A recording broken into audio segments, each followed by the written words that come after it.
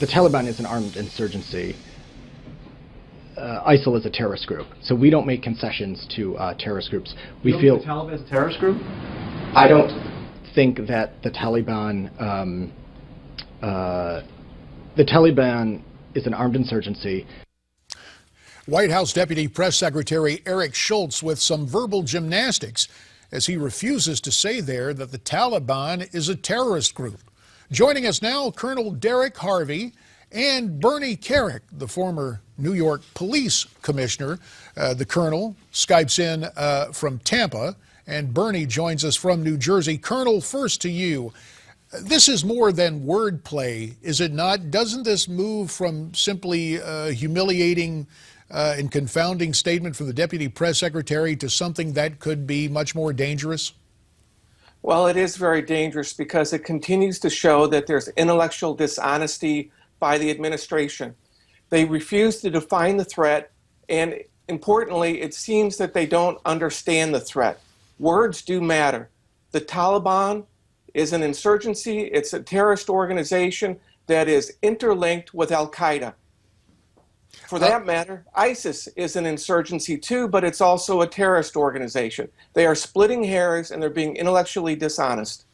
Bernie, you have had your share of give and take with the press. Do you think this is a situation where Eric Schultz just decided to engage in semantics, or is this more of a deeply held belief within the entire administration?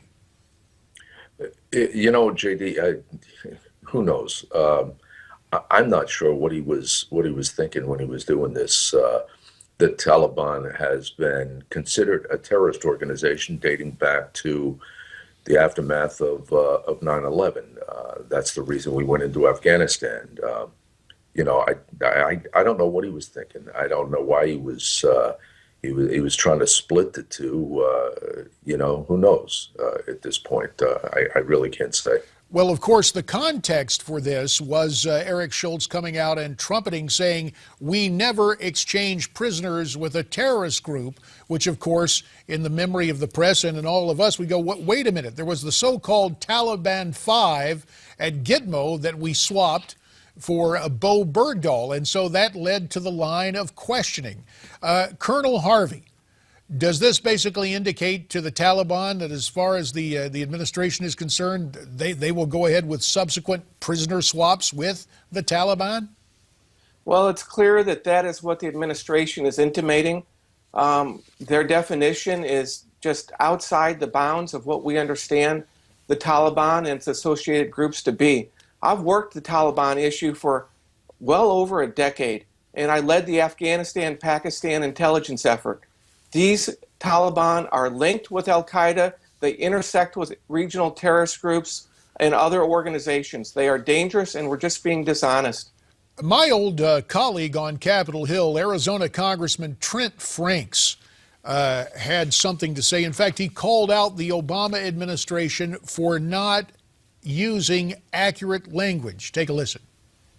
Well, I couldn't agree with you more. This administration's unwillingness to call something for what it is, I think, is why we've seen the rise of ISIS, the rise of Boko Haram, the resurgence of the Taliban, Iran inching closer to nuclear weapons, and our blood-bought gains completely evaporating in Iraq, because this administration simply will not call terrorism for what it is and engage it on a strategic basis. The next we'll be hearing is they will call drug dealers unlicensed pharmacists. Yeah, these euphemisms abound, and Bernie Kerik, we're getting some other information. The former DIA chief, Michael Flynn, unloaded on the ISIS war plan. He said again, they refused to call the enemy by an accurate name, and the policy may be, quote, well-intentioned, but it's playing defense in the fight against terrorism.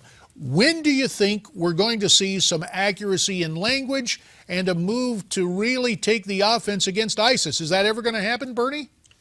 Well, I think nobody knows and understands this issue better than General Flynn, number one. Number two, this all goes back, JD, to what I've said for years, and that is that we have to understand who the enemy is, and whether you call it ISIS or ISIL or Al-Qaeda or the Taliban or Hamas or Hezbollah, or there's 50 different names that I can think of right now relating to radical Muslim extremists that want the demise of this country and Israel and others that live in freedom, others that practice Christianity, until we realize who the enemy is and we become offensive against that enemy in a very, very broad range, we're not going to be able to win this war. And I think that's what the political leaders that understood. Are hate to cut you off, Bernie. We're running short. We'll go to a break, then continue. And before we get to that break, the poll question we had the other day was this: do you approve of how President Obama is handling Islamic terror? And you see our parent website, the place to go for the vote. If I'm not mistaken, I think we have the results of the poll for you. At least I was hoping we were going to have those to show you. Unfortunately, not right now. If memory serves, coming soon. Last week, coming soon to a television screen near you. If memory serves, right. The results that we had last week had something like 91% of those responding very much disagreeing with the way the president is handling Islamic terror. And again, one of our guests, didn't he say D-? Yeah, they're offering the grades on that. Yeah. It is worth noting the reason that we wanted to replay the conversation yesterday with Colonel Derek Harvey and Bernie Kerik was because given the fact that now with Newsmax, not only Newsmax TV but Newsmax.com, we're able to go more in depth on the story on the website. That story for a good part of the day yesterday led Newsmax.com, our Colonel website. And so, yes, that's right. We have media convergence. And you heard a convergence of opinion as to just how dangerous the situation remains. And this is not an effort to engage in partisan one-upsmanship.